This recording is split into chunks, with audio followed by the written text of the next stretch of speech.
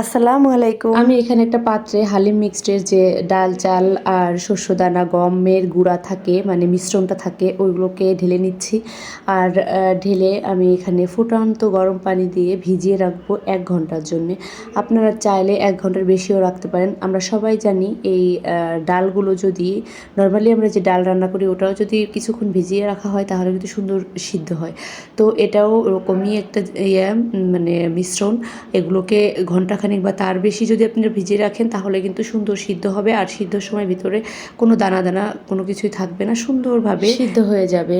তো আমি ১ ঘন্টার জন্য ভিজিয়ে রাখবো। আর এটা কিন্তু আমার কেনা হালিম মিক্সড, আমি কেনা হালিম মিক্সড দিয়েই হালিম রান্না করে থাকি সবসময়ই, কারণ রাজ্য পছন্দ করে আমার হুটহাট রান্না করতে হয়। আর এই যে দেখতে পাচ্ছেন এখানে আমি এই যে ফুটন্ত গরম পানি দিয়ে দিচ্ছি।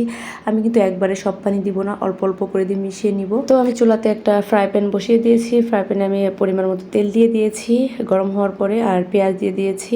আপনারা কিন্তু মনে করবেন না আমি এইটুকু পেঁয়াজ দিয়েই হালিম রান্না করব, না, আমার আগে থেকেই বেরেস্তা করা আছে, এই জন্য আমি এটা শুধু রান্নার কাজে ব্যবহার করব। তো এখানে আমি হাফ কেজির মতো মাংস নিয়েছি। তো এই মাংসগুলোকে আমি এই বেরেস্তার সাথে মিশিয়ে নিচ্ছি আগে। আমি আগেই কোনো মশলা দেই নাই। আর এই যে দেখতে পাচ্ছেন হালিম মিক্সডের সাথে যে মশলাটা ছিল ওটাকে আমি 2 ভাগ দিয়ে দিচ্ছি আর 1 ভাগের মতো রেখে দিচ্ছি, মানে 3 ভাগ করেছি। তো 1 ভাগ রেখে দিচ্ছি আর 2 ভাগ দিয়ে দিয়েছি অলরেডি।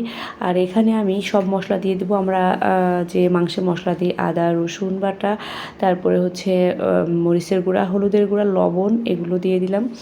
শুধু জিরাটা দেওয়া হয় নাই, জিরাটা দিচ্ছি না, জিরা বাদে আর সব মশলাই দিয়ে দিয়েছি। আর এখানে হচ্ছে জিরা গুঁড়াটা দিয়েছি, ভাজা জিরা গুঁড়া দিয়েছি, দিয়ে আমি সুন্দর করে কষিয়ে নিচ্ছি। আর এখানে আমি কিছুটা গরম পানি দিয়ে দিলাম কষানোর জন্যে, মাংসটা একটু কষিয়ে নেব। এক্সট্রা এই মশলাগুলো দিলে কিন্তু হালিমের স্বাদ আরও দ্বিগুণ বেড়ে যায়। আমি কিন্তু বারবার নেড়ে দিয়েছি, না হলে লেগে যায়। ওই যে আমার মাংসটা কষানো হয়ে গিয়েছে, দেখতে পাচ্ছেন কত সুন্দর হয়েছে কালারটা। আর এখন আমি এই হালিম মিক্সডের যে ভেজানো মিশ্রণটা ছিল ওটাকে দিয়ে দিলাম ঢেলে। আর পাশের চুলায় কিন্তু আমি পানি গরম করতে দিয়েছি, কারণ ফোটানো পানি দিয়ে আমি রান্না করব তাই।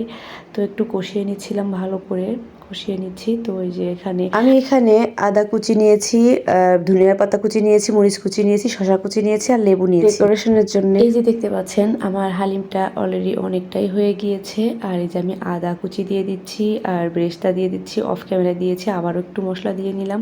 আর এই যে হালিমটা হয়ে গিয়েছে আলহামদুলিল্লাহ। দেখতে পাচ্ছেন কত সুন্দর একটা থকথকে হালিম হয়েছে, একদম কেনা হালিমের মতো।